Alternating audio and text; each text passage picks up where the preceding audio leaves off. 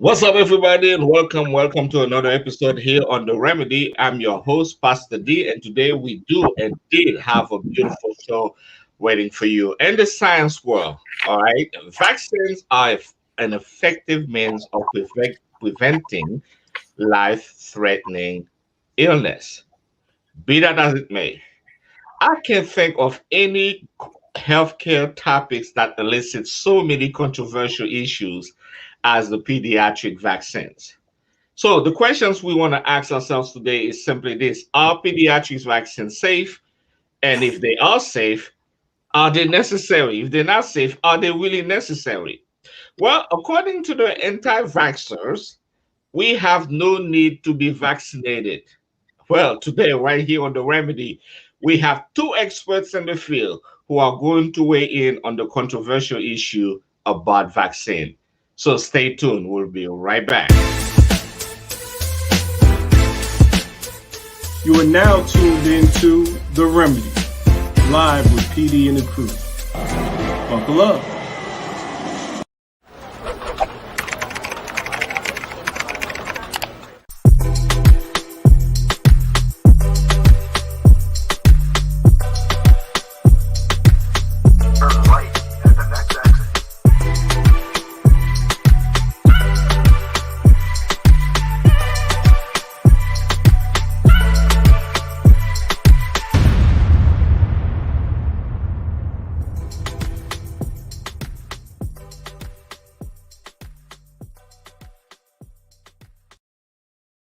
There's something about this song. Every time I hear it, I I just want to know. dance, I like it. I really like it. It's really nice. Really nice. Put it on there. Listen. If this doesn't work, I can always go into music. Okay, just remember that. I can always go into music. Family, welcome to the Good day web. job. Welcome. How's everyone doing this morning? Good. Wow. Doing well. I have to say I am excited about today because we have a topic that is very, for some people, I think is very controversial. Nevertheless, it's an important conversation to have. And we have, well, for those of you who are visiting us for the very first time, let me take the time to introduce to you our social worker for South Carolina. Cynthia, say hello. Drum roll. And we have a scientist, Patty Bermudez, and PA. What's up, Patty? Hi, everyone. Good So now, afternoon. Pat, I'm gonna give you the opportunity to introduce the person, the beautiful woman sitting next to you on the other side. Would you please introduce to you who that is? Introduce to us Sure. who that is. I'm delighted to. So, a first generation Haitian American, Dr. Nancy Monestime-Wlliams was born and raised in Boston, Massachusetts. After graduating from Milton Academy, a New England prep school, she matriculated and graduated from Harvard and Radcliffe colleges with a liberal arts education and a degree in biology. After graduation, she then decided to stay in the Boston area, where she did her research at the Brigham and Women's Hospital for about a year before going to Columbia University, where she obtained her master's degree in public health with a focus on health promotion and disease prevention. While she was a student at the School of Public Health, she then worked at Harlem Hospital and St. Luke's Roosevelt Hospital, working on various research programs funded by the NIH on adolescent health and African American health. After a few years in New York, Dr. Monestime-Wlliams then moved to Charleston, South Carolina, where she continued to research for the NIH at one of the sites there before then deciding to go to medical school at the Medical University of South Carolina, where she then stayed and do her residency in general pediatrics, and then graduated medical school after she graduated. After nearly a decade studying and working in South Carolina, Dr. Monestime-Wlliams decided to return to the Northeast, where she was able to combine her public health and general pediatric backgrounds, working for a Yale-affiliated community health center. After leaving Concord, Dr. Monestime-Wlliams then currently lives in Pennsylvania with her two children and her husband, an orthopedic spine surgeon. She continues to be actively involved in community service organization, her church, her children's school, and of course, the practice of pediatric medicine. Dr. Monestime-Wlliams acknowledges the importance of being able to speak with population in their native languages and uses the knowledge of French, Haitian Creole, as well as Spanish to communicate with individuals in their first language if they so prefer. On a personal note, Dr. Wlliams is like a sister to me, and she used to be my kid's pediatrician. A brilliant, kind, humble, and overall great individual. Please help me in welcoming Dr. Wlliams to the show. Yeah, welcome, welcome, welcome, welcome, welcome. So I have the privilege to introduce my dear friend. You just need to tap that, Cynthia. I will not embarrass her or anything like that. You know, Dr. Ronald Joseph, a board-certified pediatrician and fellow of the American Academy of Pediatrics. He currently provides care to the community at the Pediatric Center of Frederick in Maryland after practicing several years in New York. He trained at SUNY Upstate Medical School in Syracuse, New York, and did his residency training at New York University Langone Winthrop Hospital, where he has also chosen to serve as chief resident. Dr. Joseph has 4 young boys of his own, giving him a good perspective in guiding new young families, but he also enjoys motivating adolescents to reach their full potential while taking care of their health needs. My dear friend, Dr. Joseph. Yeah, good job, Cynthia. Well, family, thank you. I just want to say thank you again. Thank you, both of you, for taking the time. And I know you're very busy today, so we're going to get right through it. I think the very first question for me I want to ask to both of you is this. What happens if countries don't immunize the population? You know, if we decide we're not going to get our kids vaccinated, what's the worst case scenario? What could happen? Well, you know, I would just jump in and saying that if you ask for the worst case scenario, it's simple. There's death that will occur if you don't get your children immunized. And I can even speak from personal experience. You know, when I was in South Carolina, you know, I still have a vivid recollection of a child less than a year old who had not been fully immunized, who had been under immunized and developed pertussis, which, you know, also is known as whooping cough and is for sure a, disease that should have been ratified, but does have its peaks every 3 to 5 years. But unfortunately, because that child was not fully immunized and had been exposed to someone who did have active illness, that child went through all the phases and unfortunately got to the point where they were in the ICU, which is where I took care of them, and had such severe lung damage and apnea, which is when you stop breathing, and had all the sequelae that child passed away. And, you know, and those are the images and those are the recollections that motivate me to reinforce the importance of vaccinations. And it's also a matter of, even if you do achieve what we talk about herd immunity here in the US, but if you travel to another country that doesn't even have, so of course we have issues in the United States, but if anybody travels to a country that isn't, you know, as universally vaccinated, if you have someone who chose not to vaccinate their child and they travel and then they return back to the US, then their decision ends up affecting everybody who either would have vaccinated their child but just hadn't finished the series yet, or just chose on their own not to.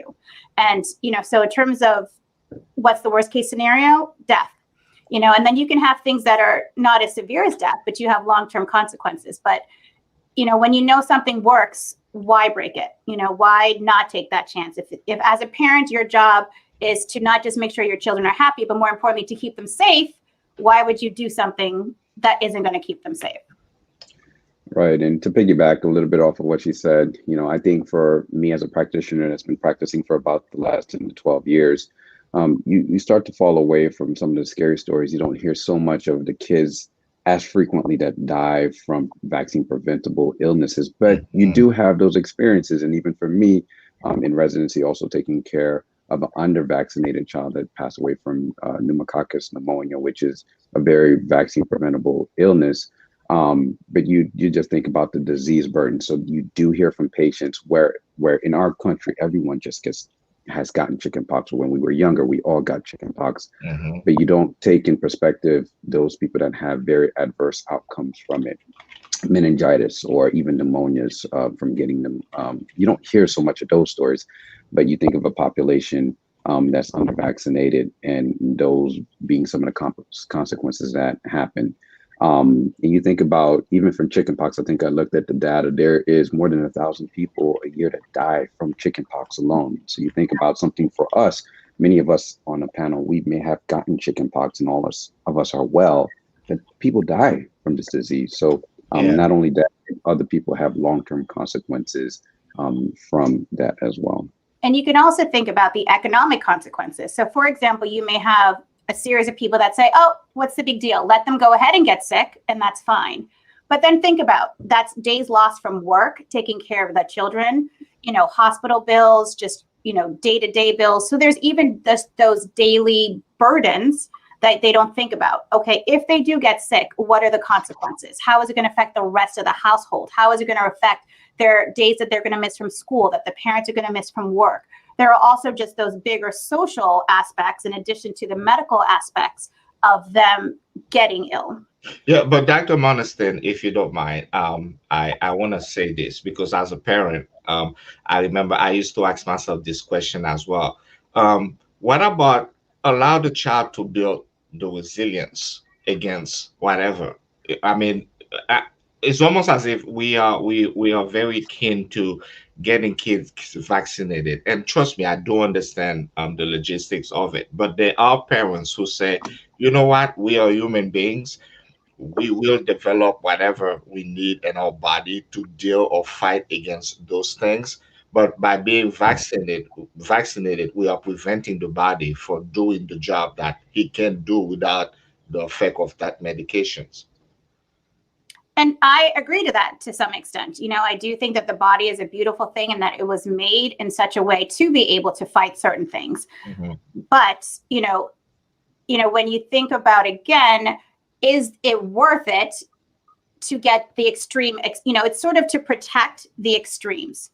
So sure, you could take the chance that your child is the one who's just going to have a simple cold, build up the immunity and be fine.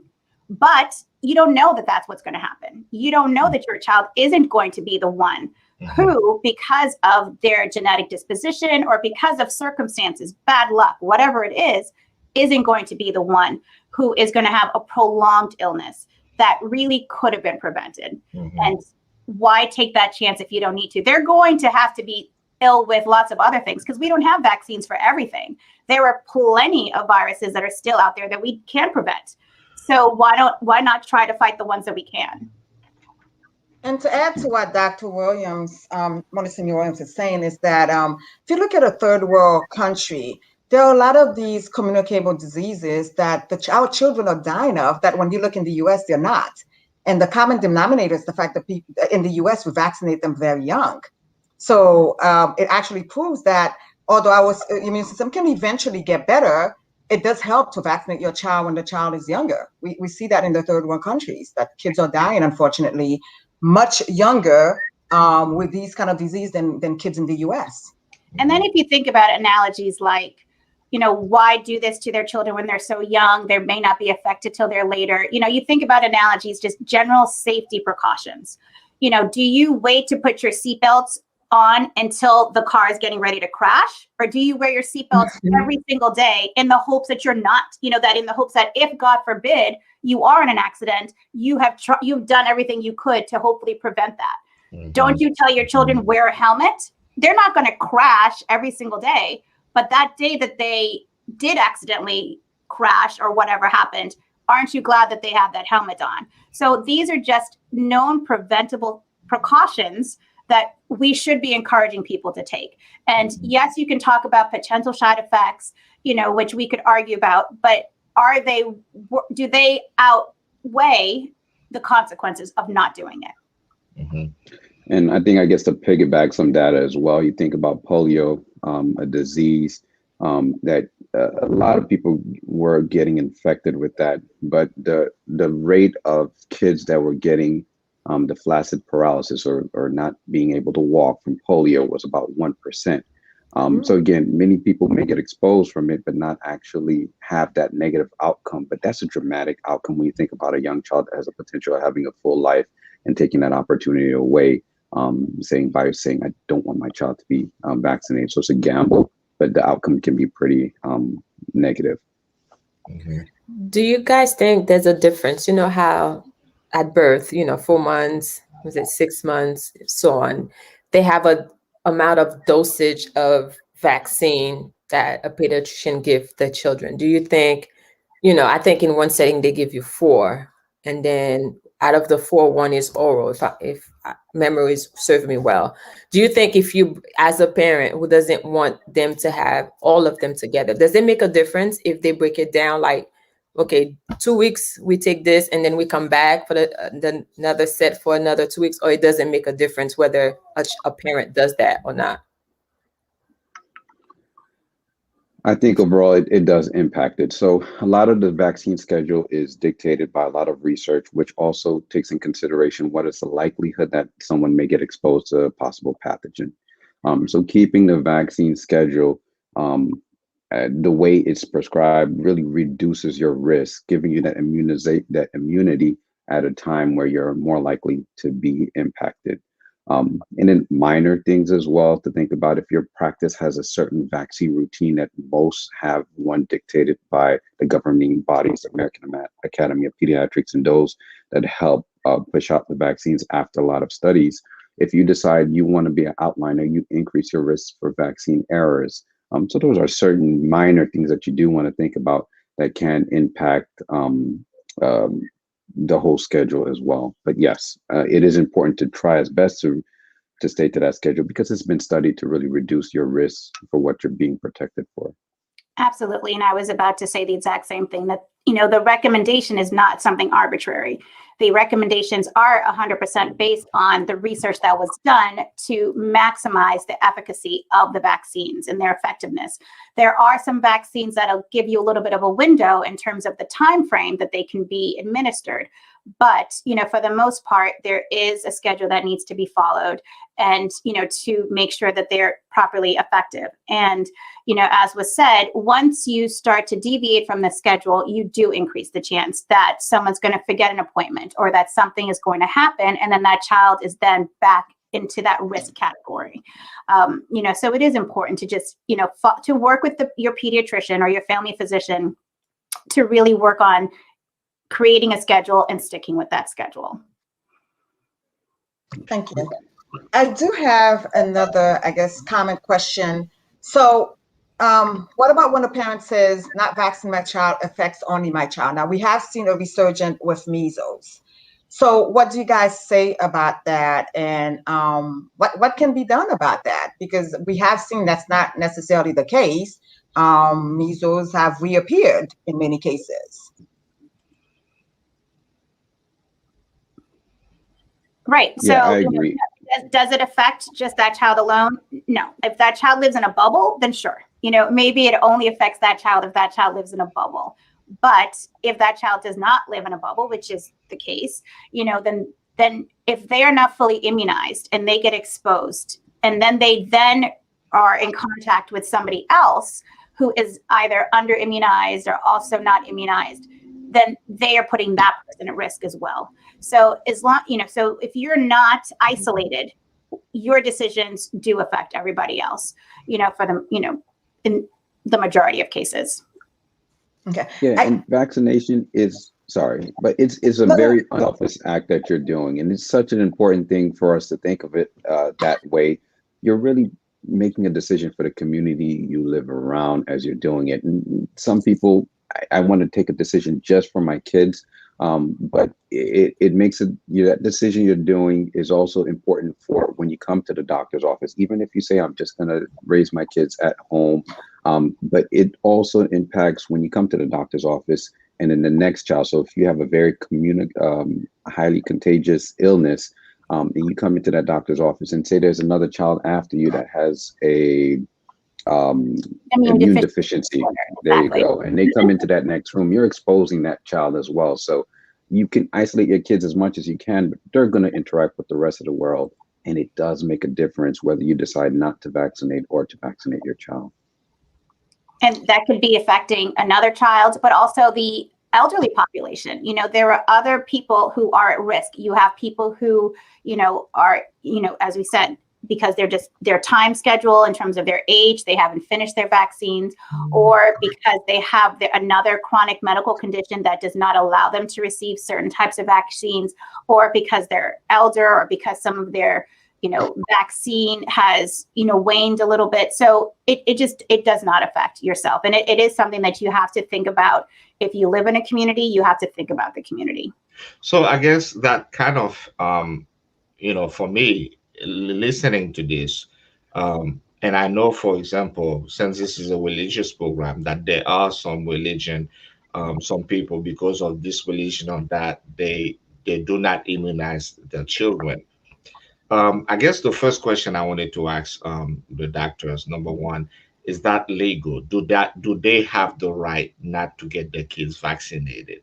Because here we are talking about what you do.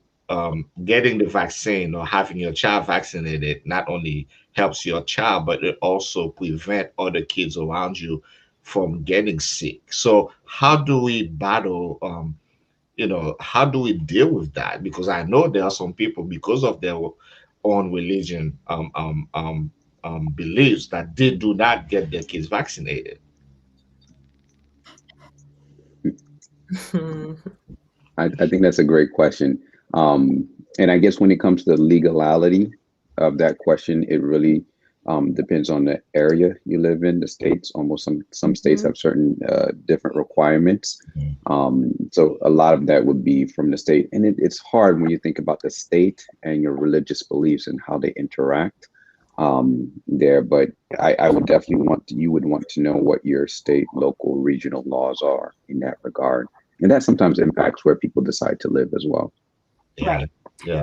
So, are there things called medical exemptions? Yes.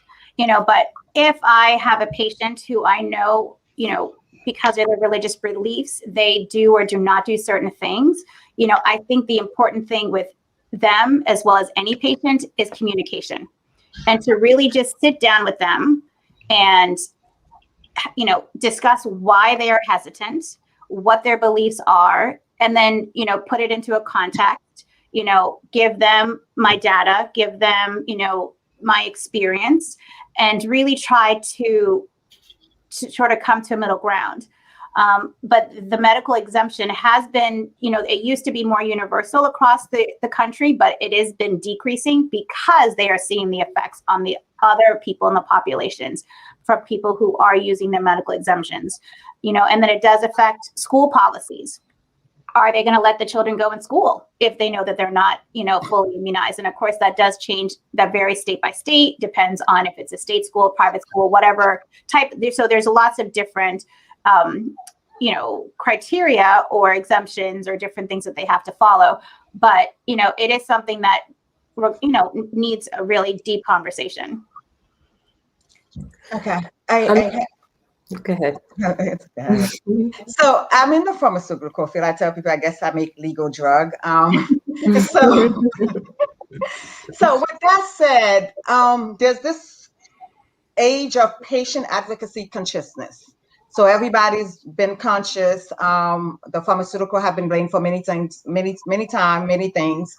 So am I seeing, outside of the religion, I'm seeing the people trying to take control of their own body, understanding their body outside of what their physician is telling them. A lot of the time, they'll also tell you, they think the pharmaceuticals is giving a kickback to the physician. So there's this not trusting of the physicians going on as well. So do you think that perhaps play a role in as to why, some people outside of the religion factor are not wanted to vaccinate their kids because they have this distrust of the whole pharmaceutical and physician and relationship of pharmaceuticals and physician, and wanted to be their own patient advocate per se. And I support that, 100%, and I fully support, again, in part of the intro, the first line was that I'm a Haitian American physician, which means, in our culture, there is a lot of alternative medicine. So I fully support and endorse people researching and understanding how their bodies work, how science work. But I also let them know that I'm a scientist and I'm not a politician. So I stay away from the politics of what goes on with some of the pharmaceutical companies and the government and whatever. And I rely on the data. And, the proof is in the pudding, as we say. You look at countries that are not vaccinating, you see the results, and you look at countries that are vaccinating and you see those results, and so there's a lot that can be said about pharmaceutical companies, and you're my sister, so I'm not going to go into all that. Oh, no, we are We'll leave that for another show. We'll leave that for another show. Insurance companies, pharmaceutical companies, we could talk about that all day. But, in terms of facts are facts, research is research. And as long as everything is conducted ethically, I will give my information based on the ethics and the science, and I will steer away from the government, the politics, the finances. I just deal with what I perceive as the truth. Dr. Joseph, your thoughts? Yeah, I think when you come to that decision about vaccinating and the impact that it has, and being sensitive to cultural needs, and it takes, there's not one answer. So you think about in the Black American history and some of the resistance that we have to the response to the medical institution. And I think we briefly, Pastor, we talked about this, is the Tuskegee study back in 1930. And again, if you're not very familiar with that, but it was a study that was done. Initially, it was supposed to be a short-term study, just studies to the effect of syphilis in a community. And there was not a lot of information on the Black community. So they took about 400 men, and then they basically worked to study them for 6 months and see how syphilis affected them as opposed to the white population. And it ended up unbelievably continuing for 30 years, where there were treatment options that were available, but they were never offered to them. And that's a big, I guess, blot in our history, because it was from the federal government. It was funded through initially, and it was a lot of the federal government. And that probably is one of the things that highlights one of the division that happens in our culture in terms of how we relate to the healthcare system here. But if you ask more questions and you think about Caribbean Americans that may not have been impacted by the Tuskegee story, but the relationship that a lot of, I guess, Caribbean American, Haitian Americans, or just from the islands, what is the relationship we have with our physicians? A lot of healthcare in the Caribbean American may not be as well established. There's a lot of thought that is implicated into herbal medicine, natural method, or other options there. So when you come here, come to a system where already the Black community has a fear of it, and then you also are introduced with, and I could spend hours in terms of why I think there's such a mistrust for the healthcare system, but especially in our community, you see there's a lot of resistance to it. And so some of that is implicated by our relationship that our parents had with doctors when they were outside of America. And then when they come here, what they're told by others. And then also the experiences that they have sometimes in first coming to America in inner city clinics, so to say, where the workflow is not as fluent as it should be, and it negatively impacts the relationship that forms between the patient and the physician. And it goes back to what you were just saying in terms of how can we spend that time and understand what is the barrier between my patient and the vaccine I'm offering them, or sometimes what's the barrier between the medicine I'm offering you. And it's not a simple answer often, and it's not always the same answer for every family, and not even the same answer for every Haitian family you see. There's a lot of barriers, and sometimes it's just understanding what that barrier is to be able to give an explanation that supports them and allows them to move forward with the vaccine schedule. And that's been my experience. Sometimes I just need to be heard. This is where I'm scared. I need somebody to hear me and not just push this down my throat. And Dr. Monestime, like you said, sometimes I have to go outside of my comfort zone and say, I'm going to set up a vaccine schedule with you, as opposed to say, we're going to follow the routine. just so I can make sure your child is vaccinated, but I can also understand some of your fears. Absolutely. You know, and I feel like, you know, communication is always going to be essential, you know, and, you know, one thing that was, you know, a good thing about my practice, and that's a good thing about the practice, is that I value that importance of taking the time to speak to everybody. And so, you know, sometimes that's really hard to do in a 5-minute visit. So typically I would always run long in my visits because I thought it was important to really sit down and communicate. And I think that the other part of it is I think the communities need to see more physicians that look like us to help restore some of that confidence, some of that some of that faith in the system. Because, you know, when you see people that don't understand you, who don't look like you, who don't have the same experiences, and you know the history behind Tuskegee and some of the, you know, research that was done without necessarily full ethics, you need to have someone help you to guide you in the right direction and put you on that path again where you can help restore that with them. So, you know, that's another push in terms of just getting more physicians of color to go back into the communities and to build that back up again. Mhm. I love the fact that both of you are very conscious and know where the parents are coming from, because sometimes, especially when you are very busy, it can be, you know, something that we all have done it at some points, that you become so busy you forget that it's important to take the time to look at each patient and each parent individually and deal with them, deal with their fear, take the time to understand what's happening with them, ask the questions that you may need to ask to find out exactly why they have issues with whether it's vaccination or getting vaccinated with COVID. And we're going to talk about that as well. But here's a question. This is coming from someone who's watching the show. We talk about, again, the conversation that we need to have.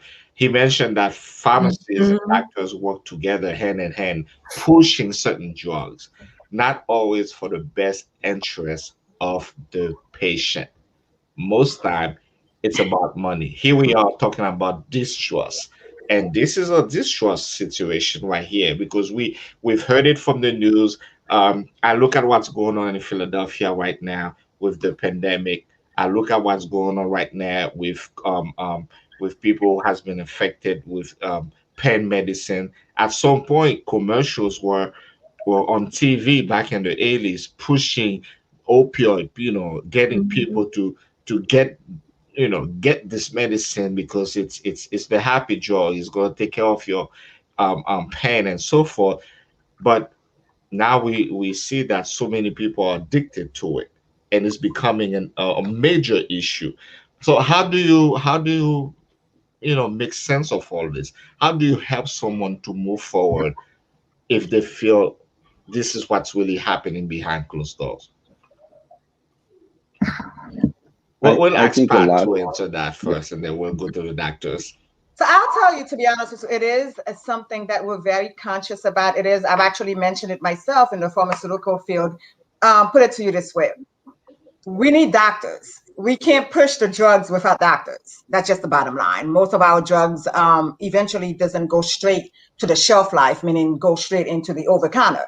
Most of the time, I mean, they're all pharmaceuticals. They're all companies that just do, you know, shelf life stuff. Most of the time, you're doing prescription stuff. So you're going to need doctors. And unfortunately, a lot of who we call key opinion leaders in our investigative studies, they're doctors, and they're the one that speak for us. They're the one that's in the research. So even with that, that's a conflict of interest within its own, because they're the one talking about the data, and they are our key opinion leaders. And before you get a drug approved, we have what it's called an advisory board. The advisory board is made out of key opinion leaders, key opinions or doctors, and usually doctors in the field that you are researching in, because we can't research without, you know, the science, and the I science understand. of doctors.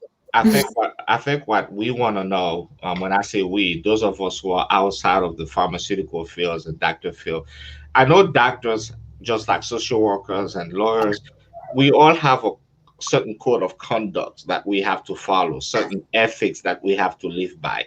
Um, And the pharmaceutical field, is it that way as well? Do they have certain benefits We that they do have to have, we establish do for have a when they lot produce? of, we have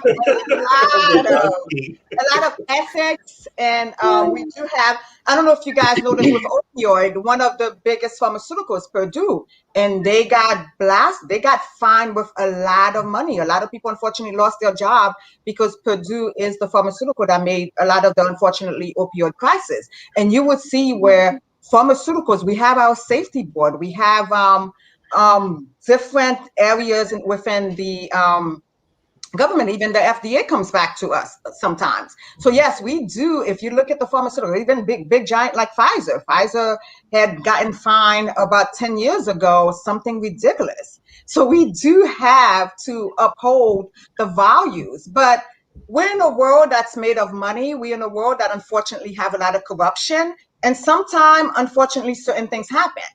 But when they do get caught, they do get fined. And I know right now Purdue has gotten fined a lot for the opioid issue.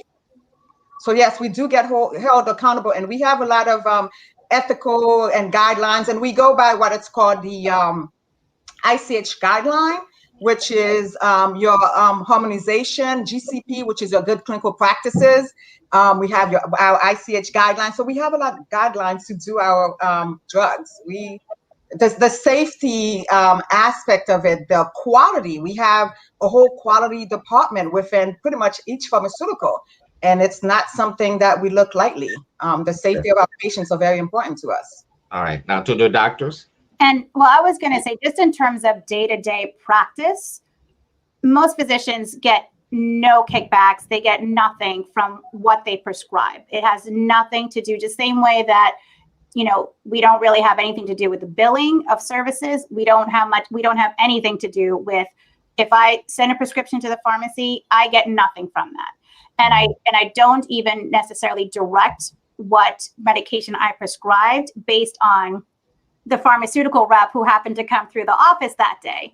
Because unfortunately, I have spent countless amount of time, or a nurse has spent countless amount of time trying to get approval for my patients for drugs that are not necessarily, you know, the first line or something that the pharmaceutical company or the insurance company would want, you know. And I think most physicians and in their practices have people who are going to say, this is the medication that I want.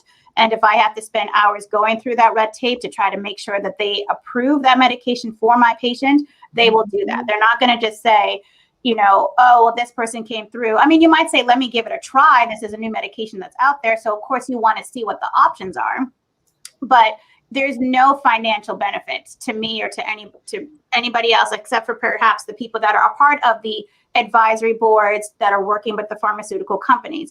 But in terms of your regular pediatrician, your regular family physician, there's no incentive to do one medication over another one. You're doing it based on your clinical practice and what has been shown to be effective for the patient.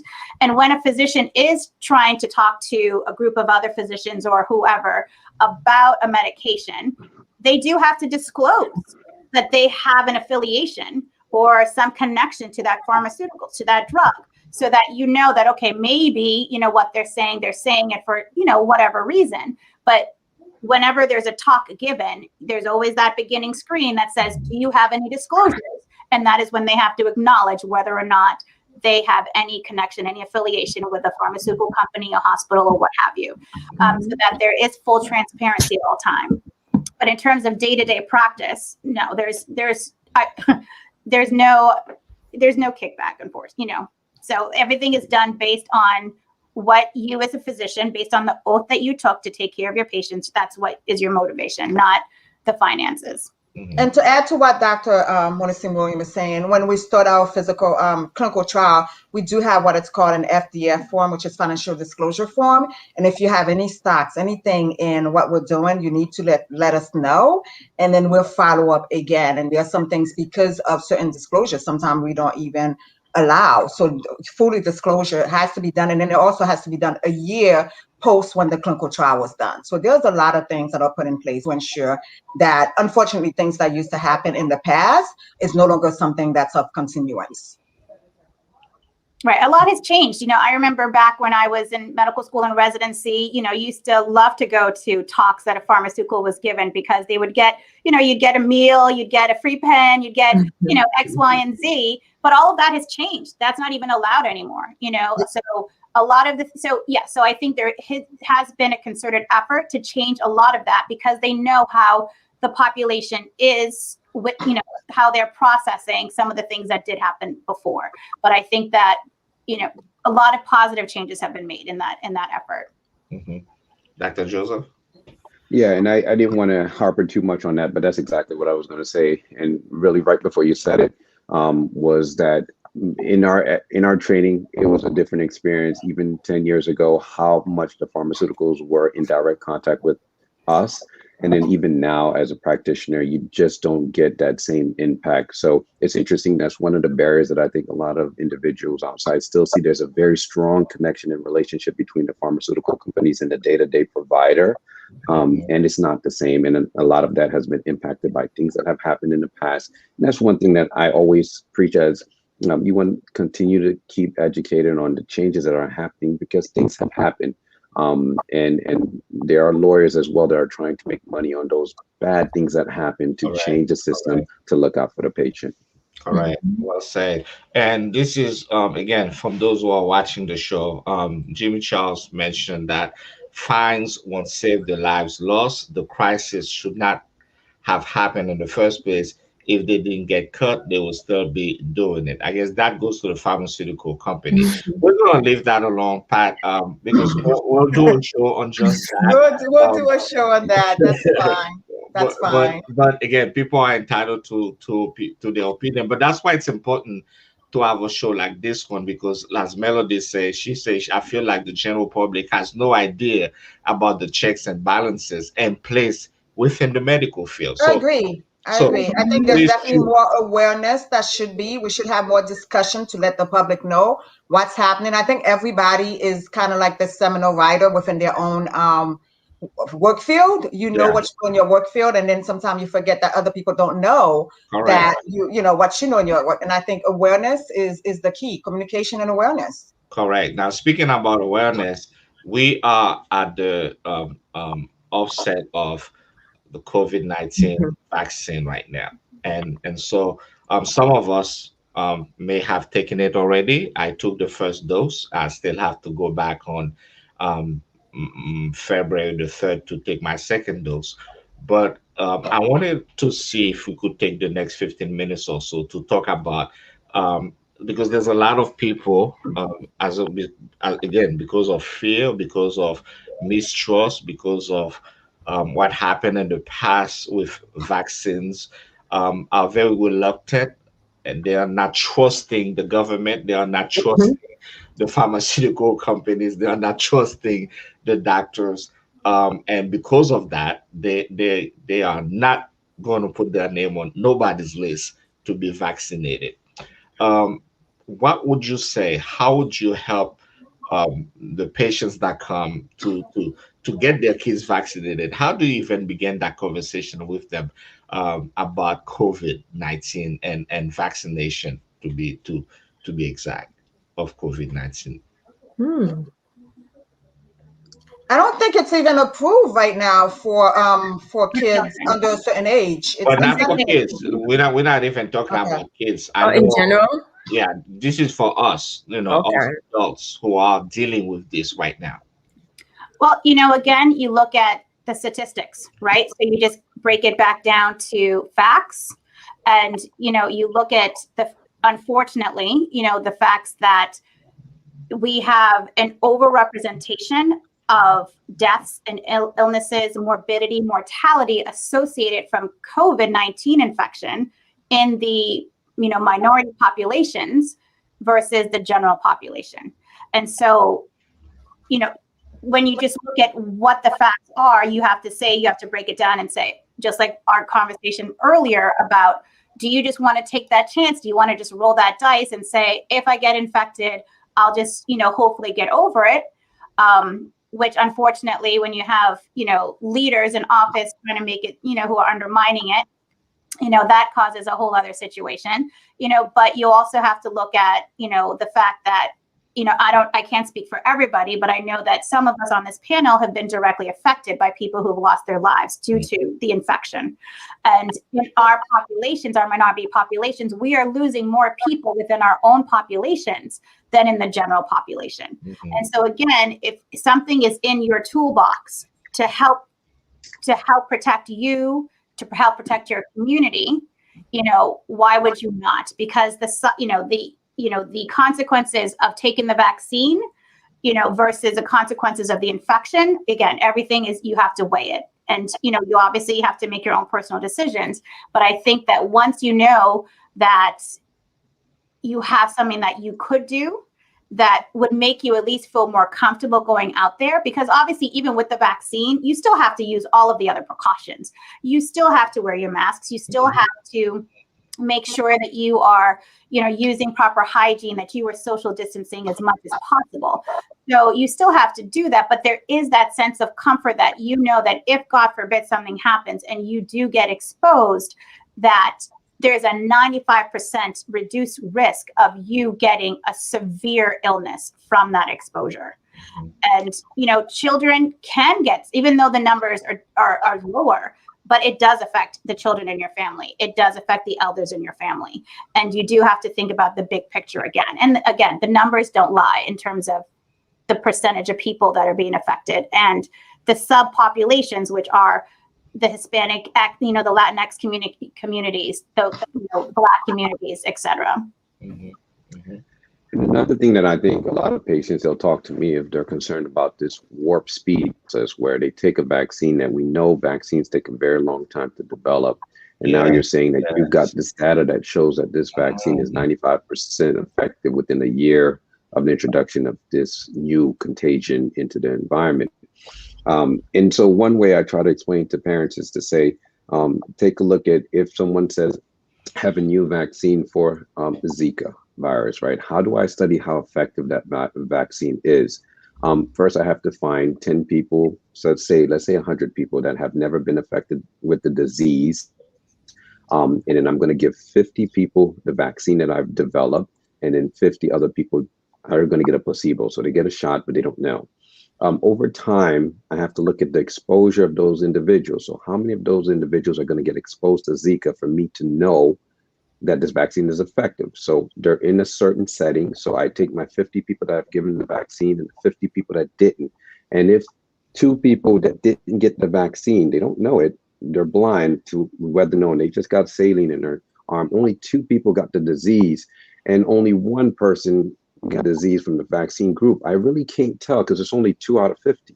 But you take a vaccine like the the COVID vaccine, and you give 50 people the vaccine and 50 people to get the saline. They're going out there, unfortunately, they're getting exposed. So out of those 50 people that just got the saline, if 35 of them get the disease and only 2 people get the disease from the vaccine, then this is an effective vaccine. And then over time, you have a lot of people that have contributed to this. So you get the numbers because people are fearful. It's a pandemic. You get the numbers. So the numbers of people that are willing to be trial subjects were large enough. Whereas in a time when Zika was not so all over the world, you're not getting people to run over and say, I'm going to try this new Zika virus vaccine. So you're able to get, if my number to show effectiveness is 30,000, they were able to get 30,000 people in a short amount of time that are willing to be their test subjects and take the brunt of the blow and show that this vaccine is effective. So this vaccine has been in people's arms for several months, and we've been able to look at outcomes. Sure, we don't know long-term outcomes, but we know the way vaccines have been created for a long time. So we know how the body responds overall to vaccines. So we anticipate if we've observed the population for 3 to 6 months, and there have not been any significant outcomes, and knowing the science of how the immune system responds, we have a lot of confidence to say 10 years down the way, we're not going to suspect that these people that got the vaccines are going to have outcomes. And it's not happened from vaccines in the past that we have long-term adverse effects, such as the concern of infertility, which again is a little bit of a different subject and why that has come in the conversation with COVID. and or mental issues down the way as well. So those are things that's not happened with vaccines, even though this vaccine technology is a little different than vaccine technology that we've used in the past. And I was going to say specifically to the point, that people are, this is a different technology, but it's not a new technology. And it actually has been studied for decades prior to when it actually has now reached the market.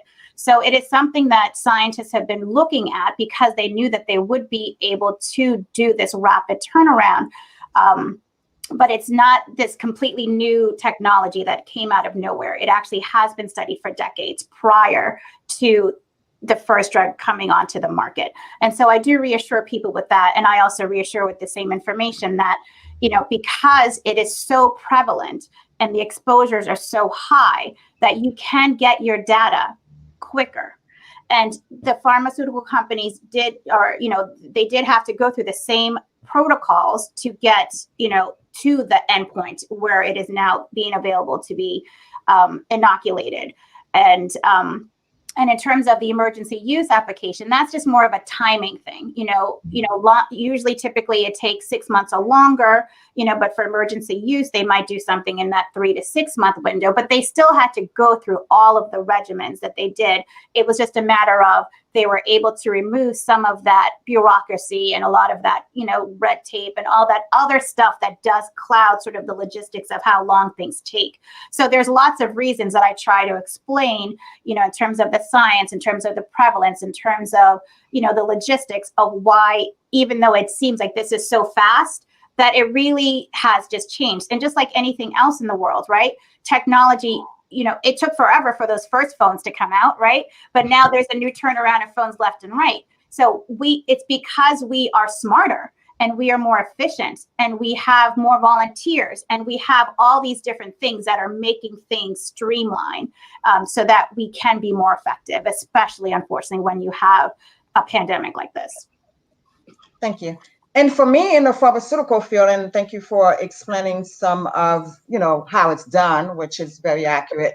My issue was primarily with the sample size, your p-value. I have allergy-induced asthma. So the sample size of people that have similar to what I have. Can you explain what goes out to the general public? So I'm sorry, your sample size is your p-value is what we use to determine your efficacy or your safety, or if it makes sense to do. Because sometimes we go through our phase 2 studies, and then when you have to kind of like open the unblinded and open the samples, you realize that unfortunately the efficacy wasn't there.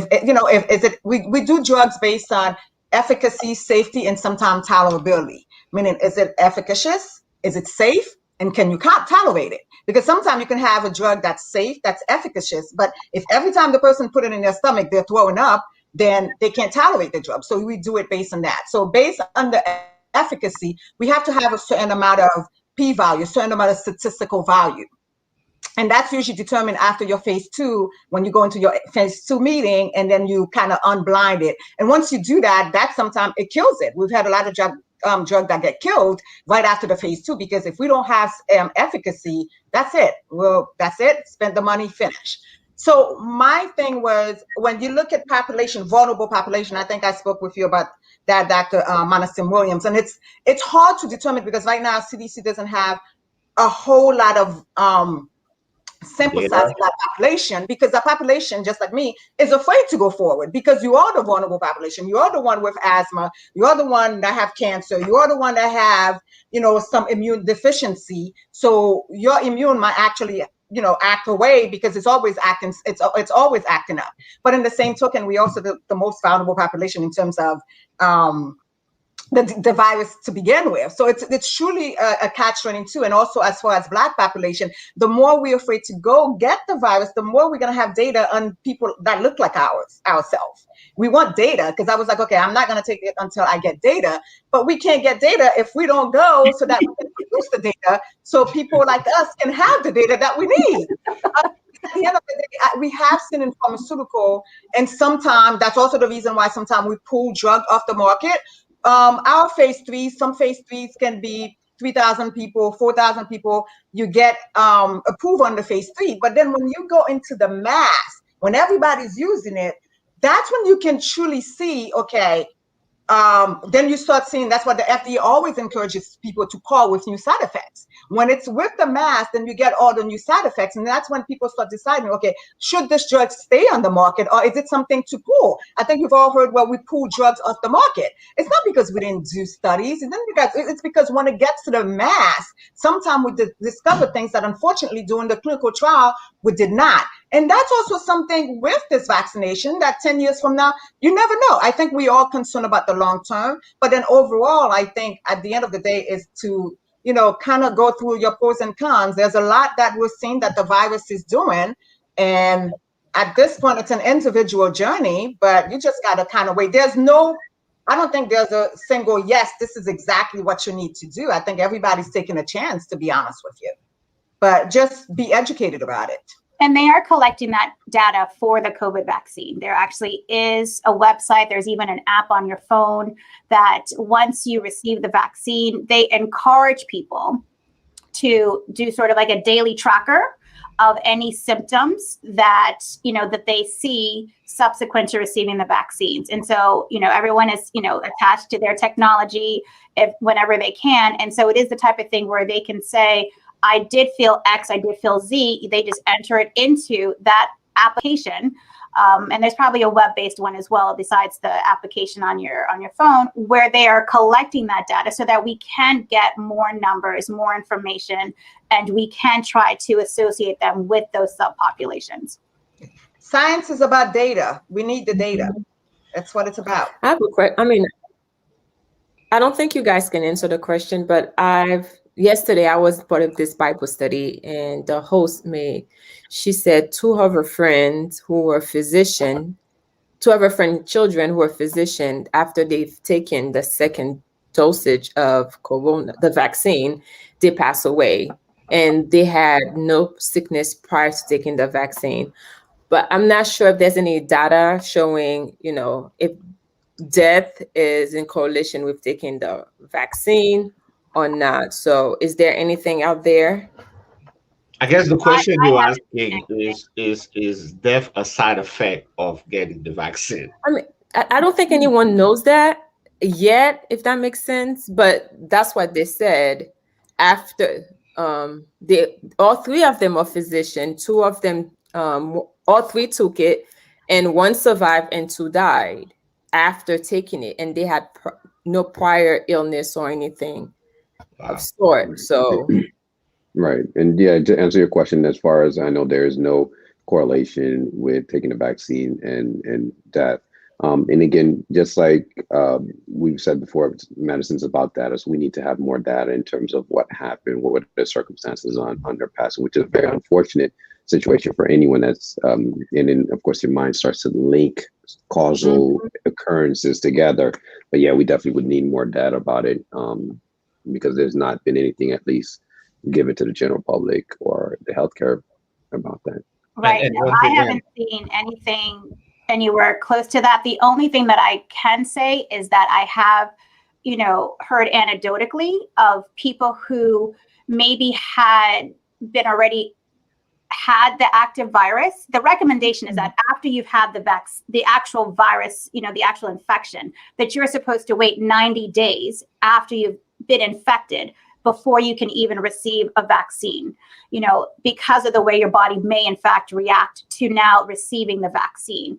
And so anecdotally, I think that I have had some people who may have had the infection, perhaps who hadn't realized it. And, that first dose is a little primer. And then the second one is really kind of what, really gets it going. And so I think that if depending on perhaps whether or not they may have had an exposure before they realized that it had infection and then received the vaccine, I don't know if maybe that had something to do. But in terms of the vaccine in and of itself being, related to the cause of death, and I'm sorry to hear about that, obviously, but I don't think until we have more information and more time passes, I don't think we can say. But based on what we have received so far, I have not heard of anything. And in research also, there's always what we call an outlier. there's always something that goes and skew your whole statistics because you have it just an outlier comes out of the blue. Unfortunately, sometimes we just don't know. We always assess as far as, is it drug related? As Dr. Joseph mentioned, was there a correlation? A lot of what we do in research is whenever somebody comes to us with a side effect, we ask, was there a correlation? But sometimes you have your outliers. I don't know, but sometimes you also have your outliers, and it's not unknown that outliers happen. Yeah. So I guess the question I want to ask, I know we're getting close to the end of the program. Are there side effects of the COVID-19 that people should be aware of? The vaccine itself that you're asking, right? Yes. Yeah, the common side effects to look out for is you'd expect that you may get some soreness in the arm, you may get some low-grade temperatures, you may get some body aches as well within, I believe it's 48 hours after vaccine. And Dr. Monestime-Wlliams, just to back up, I think the CDC may have changed their position more recently about waiting the 90 days afterwards. And we can always go back to the CDC website to confirm, but it seems like they says when you are well, after documented COVID illness, you may get the vaccine. So again, it's information that's constantly being updated. But those are the main side effects that you need to look out for. Again, if you have concerns, contact your primary physicians. There are cases of people that after getting the first vaccine, before their immune system revs up, they may have been exposed to COVID and they subsequently become symptomatic, and it's hard for you to decipher, am I just having side effects from the vaccine or am I actually having COVID? And it's possible if within the first 2 weeks of getting the vaccine, you have an exposure, you may develop COVID. So obviously any respiratory changes, which is one of the major things that we're concerned about, neurological changes, that means weakness in one arm or some part of the body, those are things that are not expected from the vaccine, and something else may be going on as well.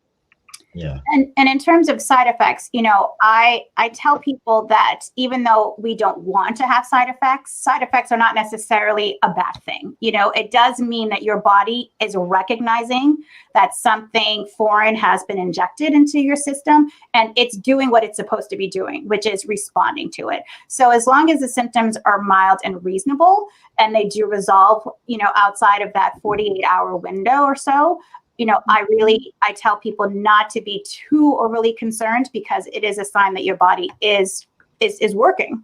Mm-hmm. I have a question, and I do have a question.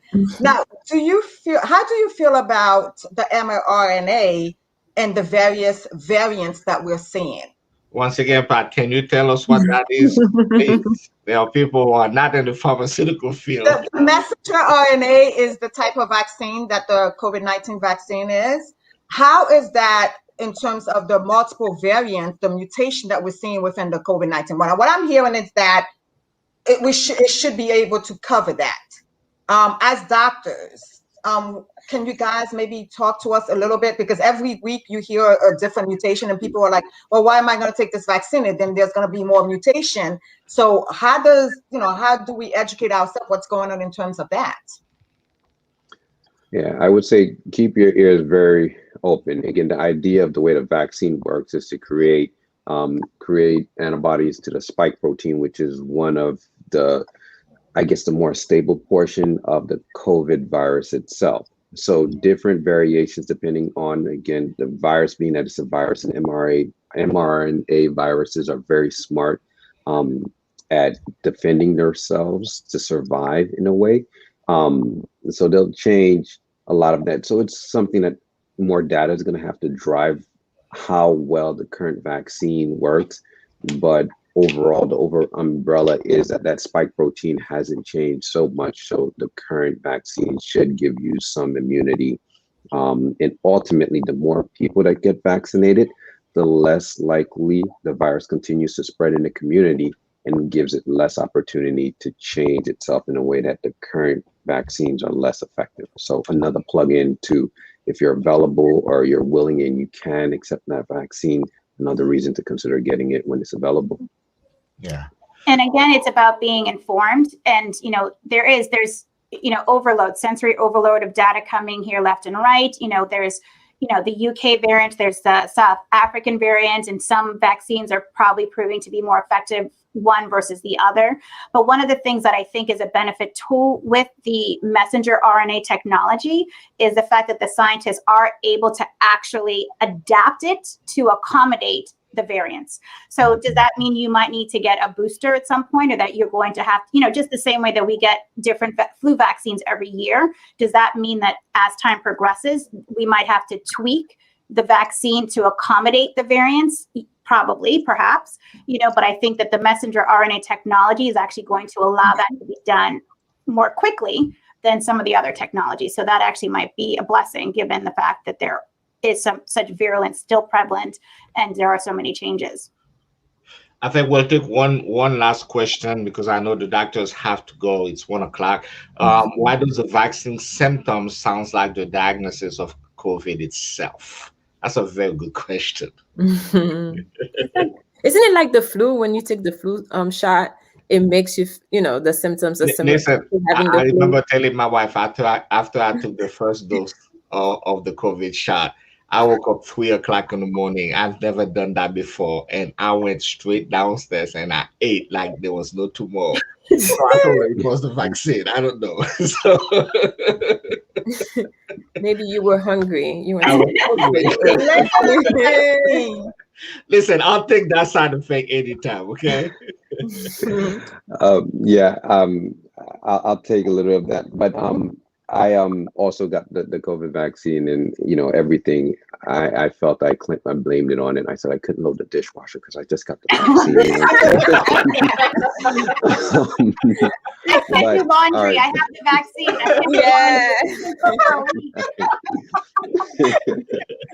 So no, but all seriousness, why again, a lot of illness that as humans we experience is a lot of it is the response of the immune system to the pathogen, to whatever is affecting our body.